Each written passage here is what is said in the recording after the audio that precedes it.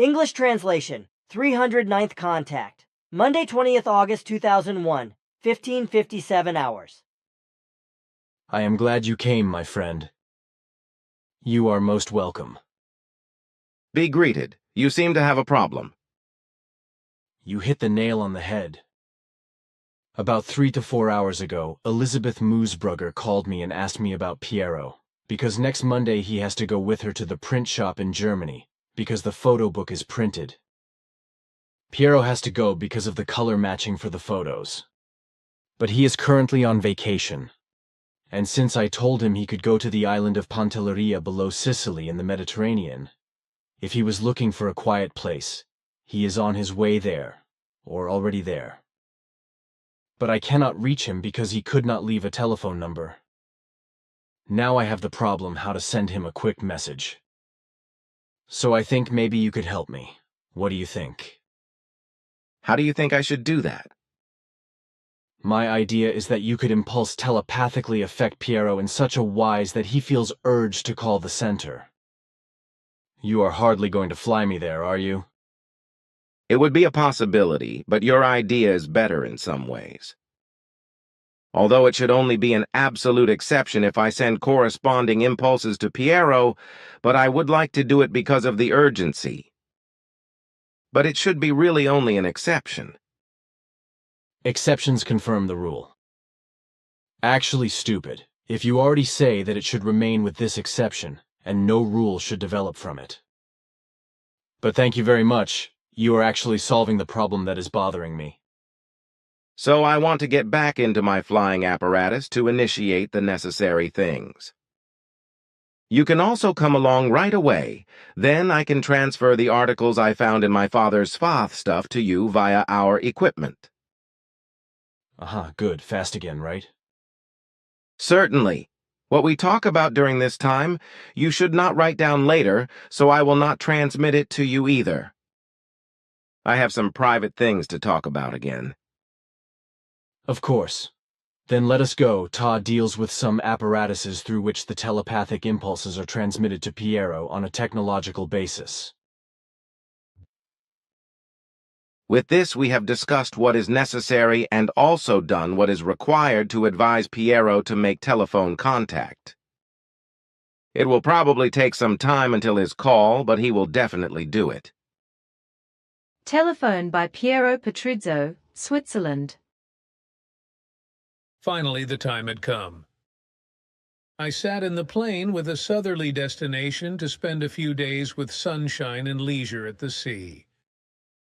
I was glad to get away from the everyday life, to have nobody around me who wanted something from me. At home and at the Figu, I was not able to leave an address or a telephone number where I could be reached in case of an emergency. Besides, I did not know yet where I would end up. The plan was simply Pantelleria, a small island below Sicily. I also calmed my conscience with the thought that an emergency was unlikely to happen, since there was nothing important going on in my family or with the Figu. And finally, in all those years when I was on holiday, fortunately, no emergency had ever happened. I also thought that I should nevertheless contact Switzerland and the Figu at some point to confirm that everything was fine with me and to ask if there was any need for me to do anything. But the thought and the days went by again without me answering. Somehow it is a special feeling to be unreachable in this day and age, since one can be reached by mobile phone anytime and anywhere. Of course, I do not want to deny the value of a mobile phone, because I myself have often been glad to own such a small device. That is why it almost gives a feeling of wildness to spend a holiday somewhere nowadays without having a mobile phone with you. Well, I guess I was not as unreachable as I thought. When I wanted to leave my hotel on the island Pantelleria on Monday, 20th of August 2001, in order to go out for a little while, it was already in the late afternoon. Approximately at 17 H8 I passed the lobby. Looking in, I had the thought that now I would have a nice time and opportunity to make a phone call to Switzerland. But immediately afterwards I dismissed the idea and took a few steps towards the exit, when suddenly a strong urge made me stop and call the Figu in Switzerland right now. The urge to call the Figu in Switzerland right now became stronger and stronger, which I could not resist any longer. So I went back to the lobby, picked up the phone and called the Figu Center, where Billy immediately picked up the phone, got in touch and said that he was very happy that I was calling, because he had an important announcement to make regarding the making of the photo book, as it was to go to press on the 27th of August, for which I was urgently needed for the color matching of the photos, so I should contact Elizabeth Moosbrugger by phone. She had instructed him, Billy, to inform me urgently about this, but he could not do so, as he did not know how and where he could reach me. So he contacted Ta, who he had a contact with on the 20th of August, as Billy then told me, so that he could send me telepathic impulses, so that I could report to the Figu Center as soon as possible, since the matter was very important and urgent, which it actually was. And obviously the impulse transmission worked very well and very quickly when I think of the urge that came over me to telephone. But I have learned one lesson from this, namely that in the future I will adapt to the present time and always have my mobile phone with me so that I do not have to be reached again in an emergency via elaborate detours, which are not at all self-evident and were only taken as an exception because it was a missionary matter of an urgent nature. I am convinced of that. Quite dear thanks for your effort. Now, one more question. Look here. This is a photo that Elizabeth Gruber took at about 16:30 hours at the Belvedere Palace in Vienna on the 26th of July, 2001. In my opinion, this object should be Zafanat Panayach's ship. You also told me that it was cruising around over Vienna, etc. when Elizabeth, Joseph, Barbara, and Andreas were there. What do you think? Is this really Zafanat Panayach's ship? It is likely his flying apparatus, yes. Fine. Everyone is happy about it. Was it the intention that his ship could be photographed? It must have been so. There is also a permit for such an action because it was decided that we would meet again from time to time and have ourselves photographed. However, this should not be too frequent and should not become a habit. Nor will we allow such good photographs to be taken as you were given the opportunity to do so. UFO or beamship sighting by Elizabeth Gruber, Austria. On 25th of July 2001, Barbara Harnisch, Andreas Schubiger, my husband Joseph and I started our spontaneously planned sightseeing tour to Vienna. As Vienna has numerous sites, we had to complete a full program in the 4 days available to us. As also the weather fortunately showed itself its pleasant side, the whole thing turned out to be a successful city holiday, as we happily summed up on the return trip. Of course, the camera was also actively used. On the third weekend in August, I showed some of the core group members the photos taken by Joseph and me in the Simyase Silver Star Center. With regard to a small dark spot on one of the pictures, Barbara said that it looked like the one on one of her pictures, which then turned out to be a UFO or Beamship Sea Bulletin number 29, UFO report by Barbara Harnisch. Barbara's relevant experience and also the constant quiet hope, which I share with all group members, that one day we unexpectedly took a picture of a ship, made us take immediate action. Equipped with a magnifying glass provided by Barbara, we examined the point in question, and lo and behold, very clearly and undoubtedly the outline of a UFO came to light. After we immediately told Billy about our discovery, he also confirmed after a thorough examination and enlargement by means of a professional enlarger, we have been informed that it is most likely Zafanat Panayach's beamship from the Pleiaren. This was confirmed to Billy a few days later during a contact. Vienna, 26th August 2001. Zafanat Panayach's ship above Belvedere Palace. Photo Elizabeth Gruber.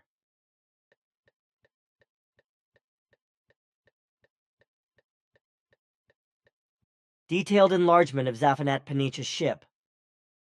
Photo Elizabeth Gruber.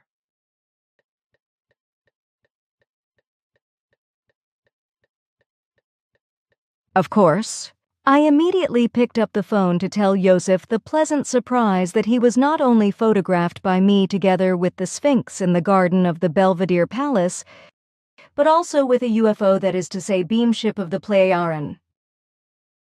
It took a while until I became fully aware of the fact what a very special souvenir I had taken with me from Vienna. Zaphanat Panik gave me a great pleasure with it, for which I thank him very much. Of course, but thank you very much anyway. Then I have a question regarding the term sacrifice.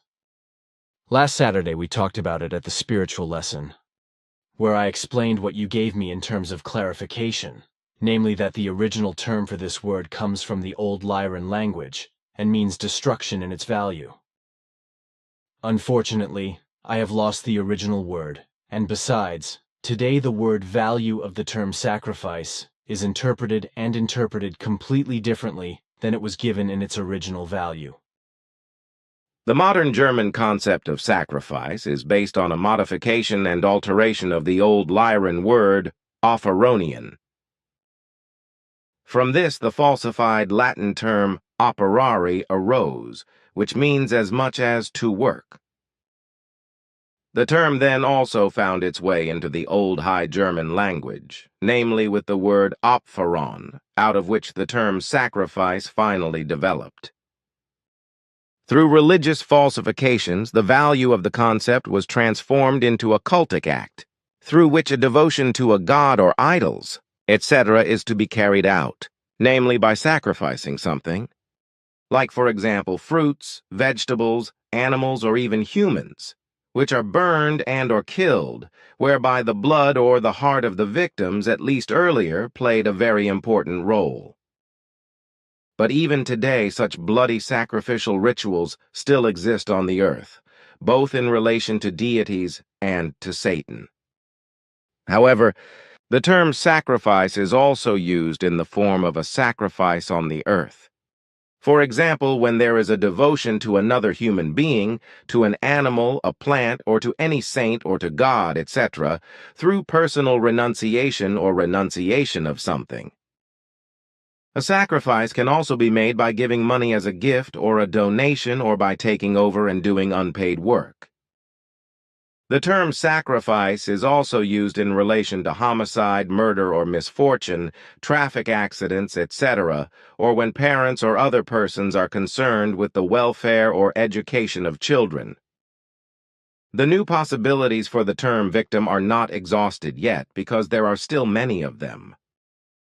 In its original basic value, however, sacrifice actually means destruction in some wise. To stand up for children or old people could be called devotion instead of sacrifice. Certainly.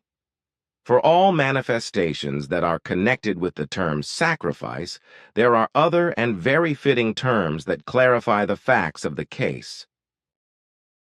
For many humans, the word sacrifice also has a very bad sound, without them being aware that the word value actually means destruction. But somehow the human beings do notice that. That should be enough. My tasks call me. Of course, I do not want to keep you any longer. I just want to say that I am going to take the articles you have had me record and recall and write each one down for myself. Not all in one piece, because I want to use them as an article for the Wassermannsite magazine. However, this will result in some blank paper, which is not a bad thing. That is your concern. Please give me the material you made for us. I will pick up the new questions I have brought to your attention as soon as you have finished. Then goodbye until then, dear friend. Take care, Salome, and see you soon.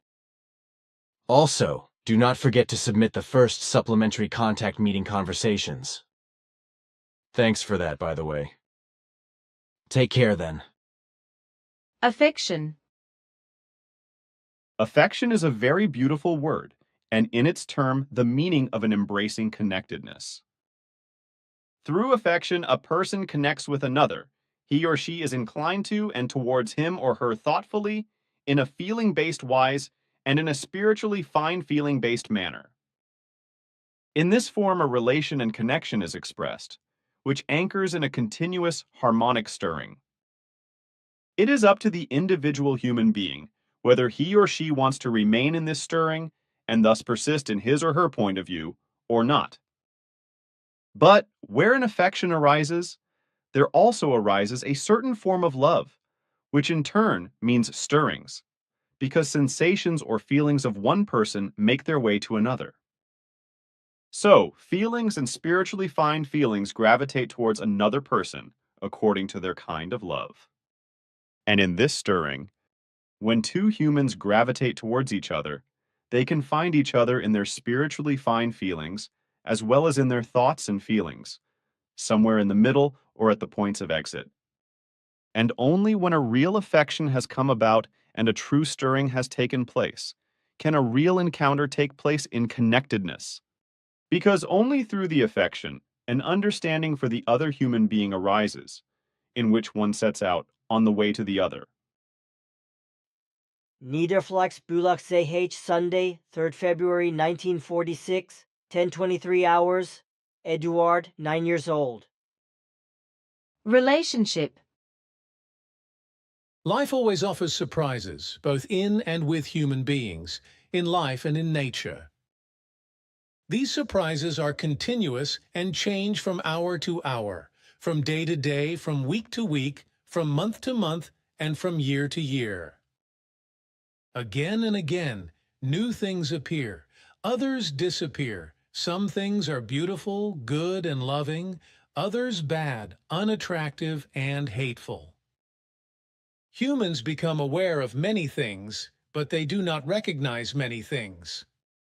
He or she sees many things with their eyes or perceives them with their other senses. But other things remain hidden from them, and many things lift them up to the highest heights, while others throw them down into abysmal depths.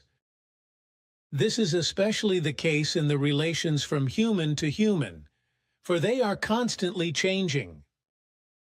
Many relationships are subject to becoming and passing away because they are built up in impermanence, the end of which is pre-programmed. Other and good, profound relationships, however, built and cultivated in true love and connectedness, anchor in trust and reverence, according to which their change lies in their expansion and deepening, and thus in a liveliness which produces constant growth, love, and harmony. A true relationship in true love and connectedness is, for the human being, like a never-exhausting cornucopia and at the same time like an aegis protection, whereby the whole relationship, love and harmony as well as peace, happiness and freedom are protected. In every true relationship, each person decides for himself or herself what should grow and prosper in it, what intimacy is given, and how the intimate minutes and hours are shaped in togetherness.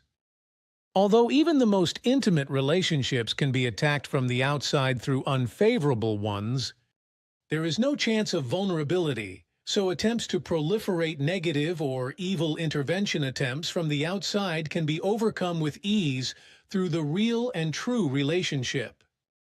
Attacks from outside by jealousy, hatred, revenge or ill will, etc., work like rampant weeds that break through any hard ground with extreme strength. But if a true relationship is given in loving form and reverence, no malicious attack can break through the protection of the relationship, and consequently, no harm can be done. A true relationship is also built on responsibility and its fulfillment, and it needs care as much as love itself, peace, harmony, and freedom.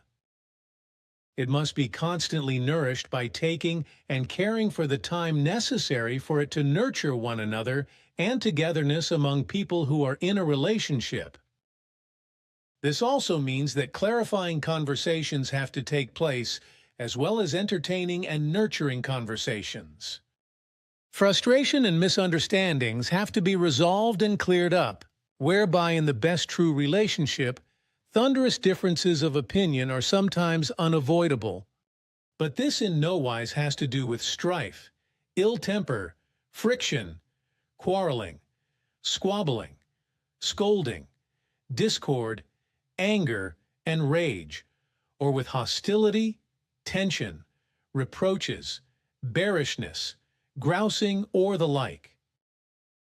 A relationship changes constantly and inexorably, but to prevent it from simply passing with time and becoming uninteresting, it must be constantly nurtured and kept alive. This means, however, that something new has to be introduced into the relationship again and again, and that it has to be constantly developed further in order to maintain its continuity. Heragenwald, Bulach ZH, Saturday, 27th July, 1946, 15 powdered 18 hours. Edward, 9 years old. Value of serenity. Since time immemorial, the attitude of the truly wise has been expressed in the saying, have nothing and yet possess everything. To have nothing means to renounce the unnecessary material and, in this relationship, to turn only to what is necessary. In relation to possessing everything, however, is to follow all true knowledge as well as wisdom, true love and true peace, true harmony and freedom in knowledge and observance of the creational truth, justice and laws, and to call it one's own. Only those who do not attach their thoughts, feelings and spiritually fine sensitive feelings to materially created things, who can free themselves from the compulsion of the material and let go of it in order to give the spiritual, and that which is consciousness-based, the place they deserve, are truly free and thus calm. Serenity is of great importance, for in its value it contains the power of calmness in thoughts, feelings, desires, hopes, and expectations, by the fact that an entrance has been found into the creational truth in which fulfillment can be found in every respect. Serenity in its value also means that there has been a liberation from the habits of one's own ego, as well as an emptying of fears and worries, so that true love, knowledge, and wisdom can work within the personality, thus expressing the true core of the innermost creational being in an unadulterated form. Serenity as an attitude also means inner freedom, inner peace and tranquility, and a strong and healthy factor of distance from everything that negatively affects consciousness and thoughts and feelings from the outside. Serenity is a protection against it and prevents that which is threatening from the outside from finding a place inside the personality and in thoughts and feelings and from becoming established in them. So serenity is not simply an attitude of character in itself, but a strictly worked out attitude of reason, true love and harmony, as well as inner peace and inner freedom. So serenity can be learned, but in order to attain it, much must be left alone and omitted, especially the strict attachment to the purely worldly, the material. The human being should not be attached to the recognition as well as the property and success, etc. in binding measure, because otherwise a dependence is generated. But it is this dependence that contradicts human dignity to a great extent. Nevertheless, the human being makes himself or herself dependent on their prosperity, on their desires, material addictions and vices, as well as on habits and the like. But if the human being wants to attain serenity, he or she must let go of all these things. This letting go of all unnecessary and often very stressful ballast has nothing to do with an ascetic achievement, nothing to do with hermitage, and nothing to do with deprivation and self-mortification, which would have to be laboriously carried and fulfilled. In fact, it is only the volition through pure reason as well as the need for inner freedom, namely out of the knowledge that life only becomes truly fruitful and successful when there is real independence from all burdensome things and unvalues, such as true inner freedom and love as well as peace and harmony. Only in this state is the human being independent of all that other humans think and expect of him or her. And this state also belongs to the realm of serenity and its value. And this state also means freedom and independence from every recognition and care of other people, because through the state of serenity there is a contact with one's own self, or personality, which is recognized and accepted in all its values. But in this value of serenity lies also the demand of letting go of oneself, when an egotism is prevented, as well as the appearance of fears, worries and depressive thoughts and feelings, etc. Also the being hurt by fellow human beings, by their words and actions, etc., is avoided by this, or at least such injuries are not held on to. Thus there are also no accusations against fellow human beings who may have caused injuries. And by not accusing the human being, ultimately does not refuse life, but cultivates his or her serenity. In truth, then, the human being should ignore all insults and injuries as far as the situation permits. This also means to let the serenity work in such a wise that a distancing and a resignation from one's own self must take place in order to view oneself and one's own life from an elevated point of view, in order to see oneself as it corresponds to reality.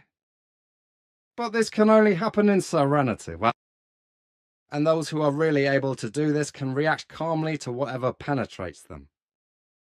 Serenity also leads to a serene reaction to rejection or criticism, and also to no panic gaining the upper hand when surprising or terrible situations and events occur. Calmness also leads to the feeling and security of not being threatened, and to fearlessness, not least because a useful and securing distance is gained from all internal and external influences. The opinions of humans are different and diverse, just as the successes and images are different and varied. But all these are of little or no importance if they are confronted with serenity. Serenity always offers a solid foundation on which one can look calmly at what flows into one's own person. And those who have developed serenity can also react to the worst events and news, whereby, however, serenity has nothing to do with composure or preparedness, which, for example, is revealed in a message through which the death of a loved one is transmitted. Composure or being prepared means to fit into a strong control of one's own power, and thus into a discipline created by oneself. The expression of composure or preparedness is based on a strict control of not releasing the true thoughts and feelings of being affected to the outside, although an inner shock is present. Through the composure, respectively the preparedness, only the posture is truthfully preserved, whereby the human being controls himself or herself externally. In truth, however, au revoir! This is no more and no less than a self-control that has nothing to do with serenity. A human being who truly lives in serenity never has to keep his or her composure, for their inner attitude is harmonious, free and balanced to such an extent that they are not affected mentally and emotionally by bad events, situations and messages, etc., in such a wise that everything must first be subjected to control and mastery. For a human who lives in serenity is clearly aware of the things that life inevitably brings with it and which no human being is able to avoid.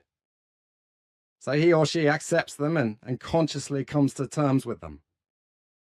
Thus nothing can throw him or her off course, which gives them an absolute inner freedom and vastness, the basic condition of which in turn is serenity.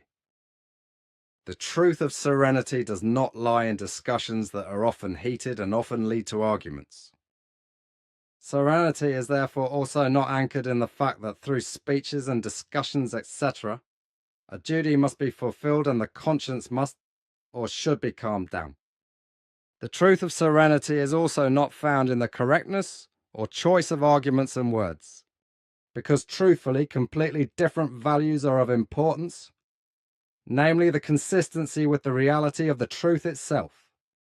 And precisely this is a sore point that gives humans insecurity and ignorance, because precisely what he or she considers to be real and absolutely true is, as a rule, nothing more than an expression of his or her own imagination and all that they make up for themselves as projections.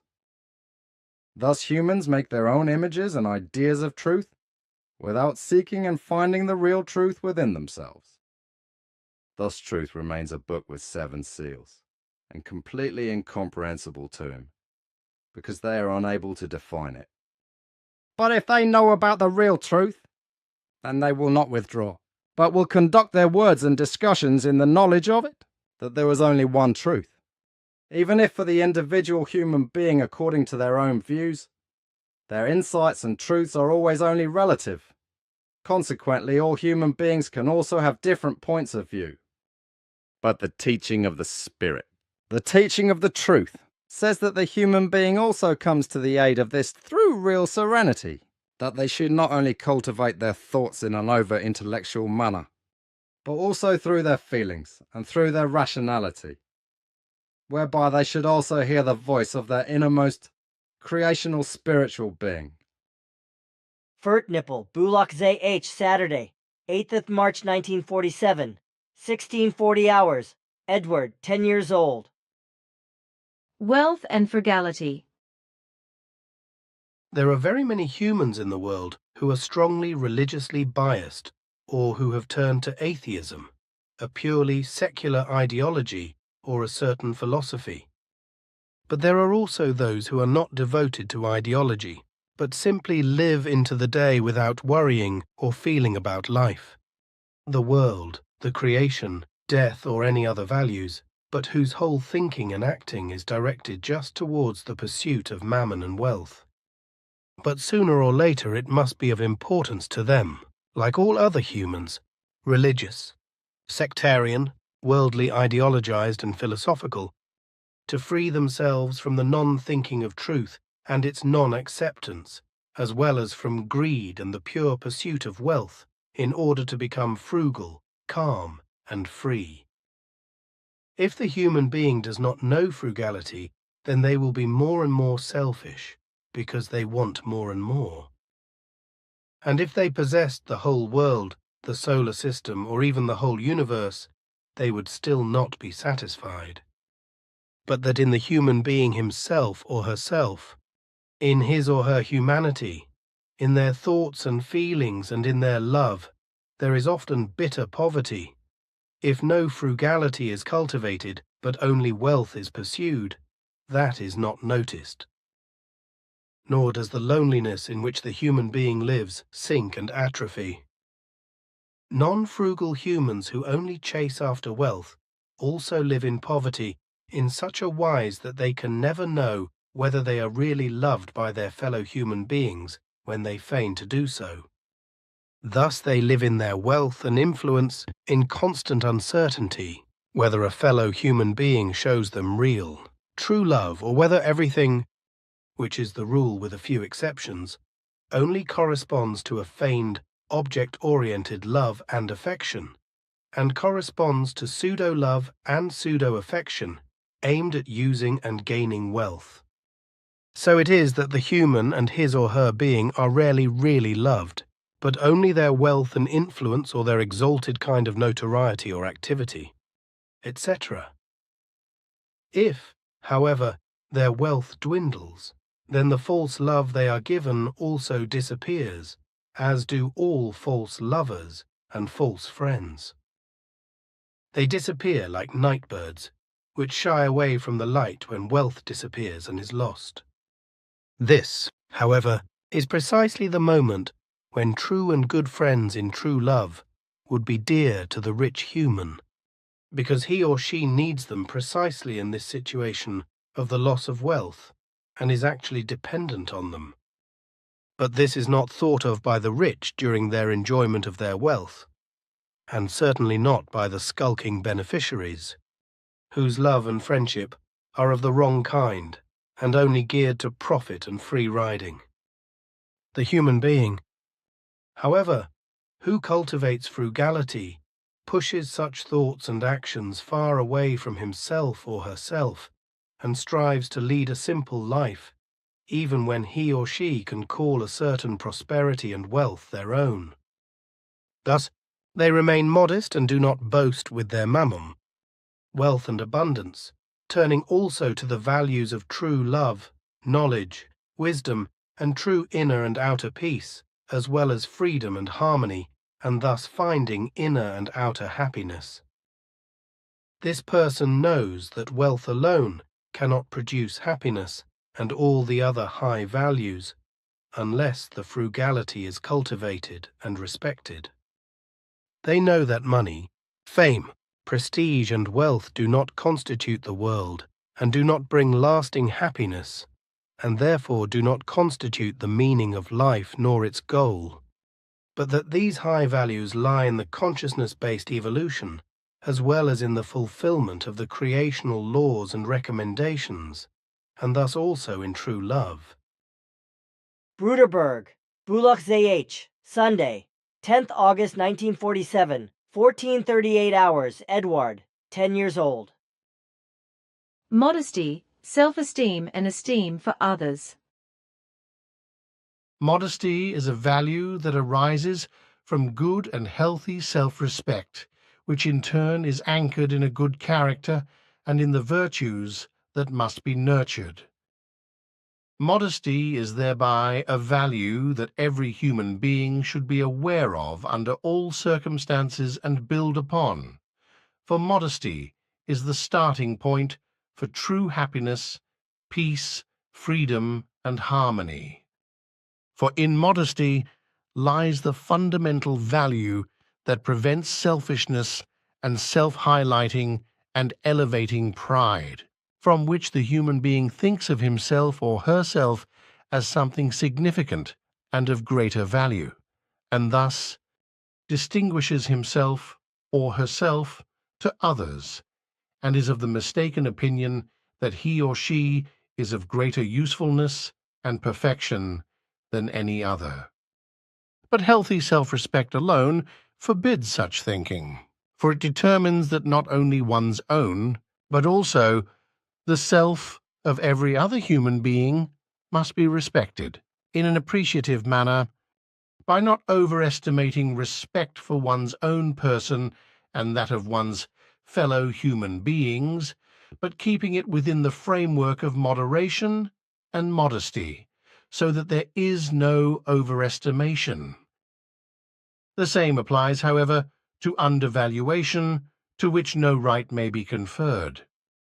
An overestimation of one's own self, or that of one's fellow human beings, as well as an overvaluing of respect in one's own or another's wise, inevitably leads to hubris, to inappropriate and elevated pride, to conceit, a thirst for recognition, arrogance, and imperiousness, as well as to glorification, bondage, and worship.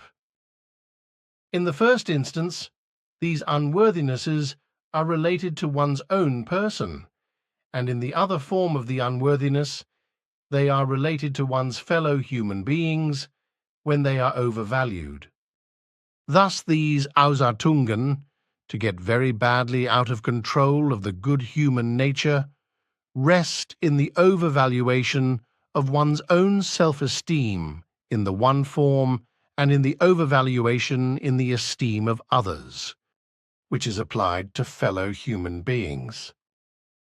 If there is no self-esteem and no esteem for others, then modesty has no chance, which means that no foundation for higher qualities can be created.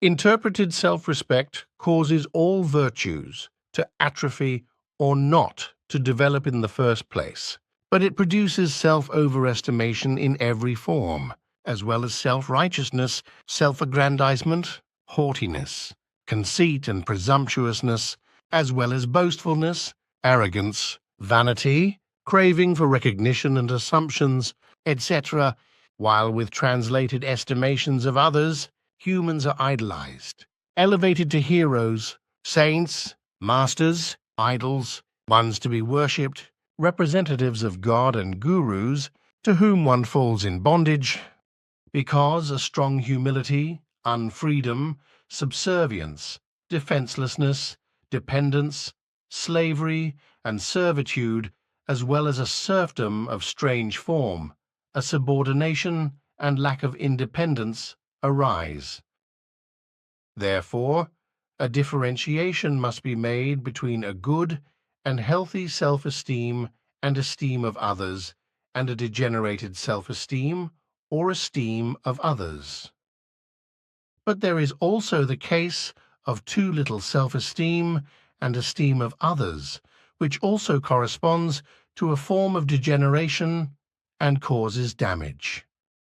The case of too little self or other estimation leads to the fact that one's own person or the fellow human being is held to be incapable and worthless or inferior, etc.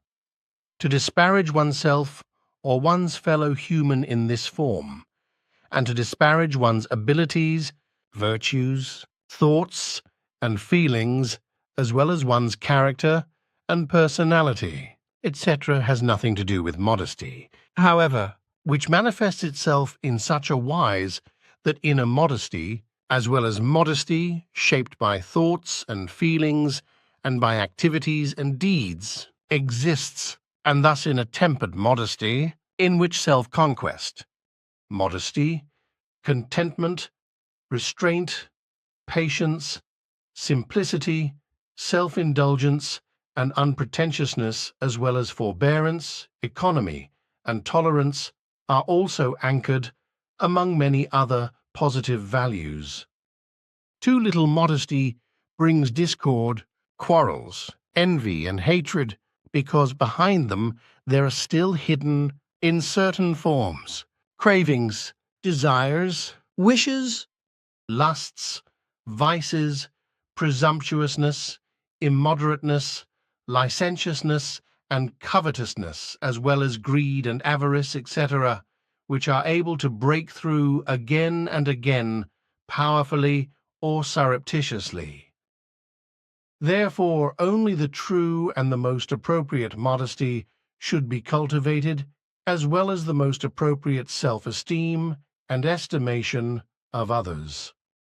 Like too little modesty, too little self-esteem and esteem of others should be avoided, which would lead to the erroneous view that nothing can be achieved at all, and this must be considered in all respects, including the finding of truth in the creation and in its law-based aspects. However, it is also so with regard to character and personality, as well as with regard to worldly concerns and activities, family life, interpersonal relationships, nature, all forms of life, and the universe. Thus, one must never be too lacking in self-esteem or too lacking in modesty or in the esteem of others, but rather everything must always be determined in a tremendous courage of responsibility, through which one's own well-being, that of one's fellow human, and that of all living beings and existences is realized. Therefore, a healthy self-confidence and trust in others, as well as a healthy and effective modesty and an appropriate, sincere and value-offering self-esteem and esteem for others, are of necessity and of value, but never under or exaggerated unworthiness, for it is precisely these that the human being cannot utilize for his or her life and progress.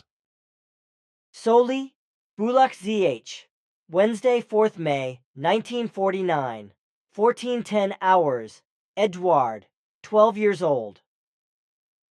Human nature. Human nature, in itself, is completely neutral in its core, as is the case with the human creational spirit form. In contrast to the spirit form, however, human nature is formed by two components, namely the negative and the positive, while the form of the spirit does not contain the positive and the negative, but only the neutral positive equalizedness and the harmonious, whereby the spirit form of the human being, like the creation and the pure spirit forms themselves, is only able to absorb and process that which is of neutral positive equalizedness and harmonious, which leads to a purely neutral positive evolution.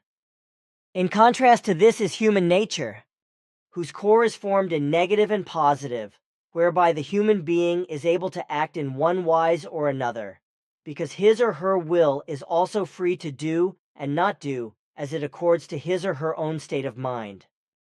This means that the human being can form his or her thoughts and feelings, as well as their activities and deeds, both negatively and positively, and indeed through their own will, through their own decisions, opinions and ideas, as well as according to their own disposition and assessment, etc. Thus, the human being forms, out of his or her nature, which is neutral in its core, and which contains the positive and negative components, which are also neutral in themselves, his or her inner and outer being, and thus the personality, which is also identical with the consciousness of a human material nature.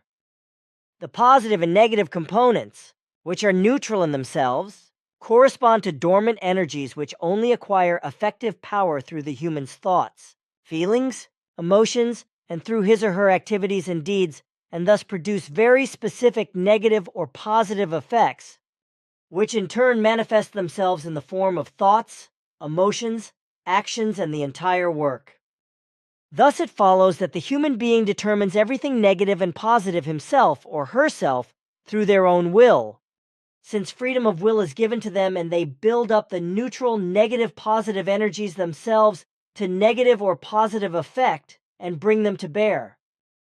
This means, however, that the human being is responsible for all of his or her thoughts, feelings, and emotions, as well as for all his activities and deeds themselves. Consequently, no higher power is responsible for them, as well as not fellow human beings or situations, events and experiences, etc.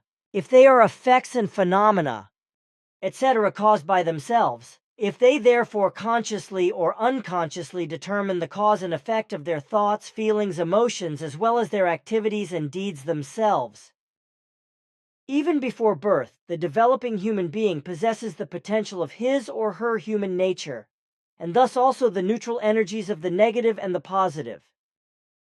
But there is also the neutral positive equalized potential of the energies of the spirit form, which contains the creational spirit being in its purest essence.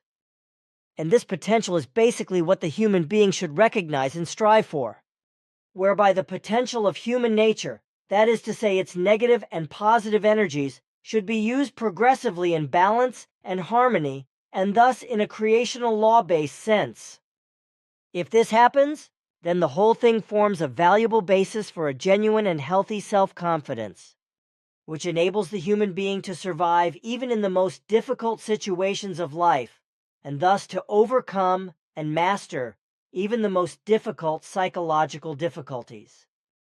However, if the creational spirit potential of the spirit form is not recognized and not strived for, nor the potential of human nature and its core, then the human being tends, out of his or her own conscious or unconscious endeavor, to turn solely to that which is negative or to the negative degenerations, to every situation in life, etc., to see only negatively and accordingly to lead a way of life which consists only of failures or of melancholy, hatred, lack of love, joylessness, visions of doom and gloom and other evils through which the human being enters his or her own captivity by themselves, from which they can no longer free themselves without outside help and a clear, rational thinking, whereby the clear and rational thinking, however, is rarely still found and brought into application. In this situation, the human being usually does not view his or her situation from a larger and healthier perspective. Consequently, they are not able to recognize and accept, because they do not want to be detached from the negative, that everything and everyone, and thus also the negative, has certain positive aspects. All things of life and all existence are always relative, and thus not final, nor do they exist in perfection. For this reason, every cause and effect, as well as every event, every situation, and everything, etc., must be viewed from different angles. This leads to the realization that not only problems with one's own person, etc., break in, Because if the view of everything is expanded and everything is perceived truthfully, and not only superficially, then the facts are recognized correctly, from which then also the understanding arises that not only one's own personality faces problems that relate to a certain thing or to several of them, but that by far many other humans still have to bear the same or even more difficult and heavier burdens and problems to overcome. The realization therefore shows that the personal situation is not unique, but that other humans have to struggle with the same wrong and with the same agonies, deprivations, efforts, pains, suffering, anguish, tribulations, unsatisfactoriness, oppression, burden, toil, hardship, worry, distress, trepidation, poverty, grief, and affliction, as well as with the same sorrow, the same oppression and misery, and with the same need, dejection, depression, melancholy, and with many other evils. So there is no human being in the world who alone is unhappy, and whose condition and situation, etc., would be unique and completely hopeless compared to others, because everyone has their fate in their own hands, because everyone determines and forms it themselves, insofar as everything goes right and the human being perceives and exercises his or her self-responsibility. Regensdorf, ZH, Saturday, 3rd February 1951, 13:22 hours. Edward, 14 years old.